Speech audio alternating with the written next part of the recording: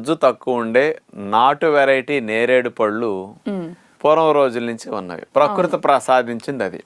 మనిషి టెక్నాలజీ ద్వారా దేని కాస్త సీడ్లెస్ అని సైజు పెంచి ఇప్పుడు చిన్న అరటి పళ్ళకి ఎంత అరటి పళ్ళకి, చిన్న వంకాయలకి ఎంత వంకాయలకి ఎంత తేడా ఉంటుంది టేస్ట్ లో. అలాగే వీటిలో కూడా కాస్త హైబ్రిడ్ సైజు నేరేడు పళ్ళు వచ్చేసాయి సీడ్లెస్ అని. కొంచెం వగరు తక్కువ ఉంటుంది, తీపి పెంచారు, ఇట్లాంటివన్నీ మాడిఫై చేశారు. కానీ ఒరిజినల్ నేరేడు పళ్ళు ఫలితాలు చాలా ఎక్కువ ఉంటాయి. ఈ నాటు వెరైటీతో పోలిస్తే ఇప్పుడు వచ్చే రకాలు కొద్దిగా లాభాలు తక్కువ ఉండొచ్చు కానీ తినడానికి కంఫర్ట్ గా ఉంటుంది. తొలి ఏకాదశికి నేరేడు పళ్ళు చెట్టుకి రాలుతుంటాయండి. తొలి ఏకాదశి సీజన్ కి వర్షాలు కాస్త బాగా మొదలవుతాయి. ఇక ముసురు మొదలవుతుంది.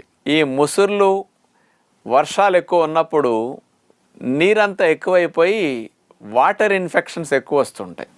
ఆ ఇన్ఫెక్షన్స్ తగ్గించడానికి మరి ఈ సీజన్లో నేరేడు పళ్ళు ప్రకృతి పంపించింది.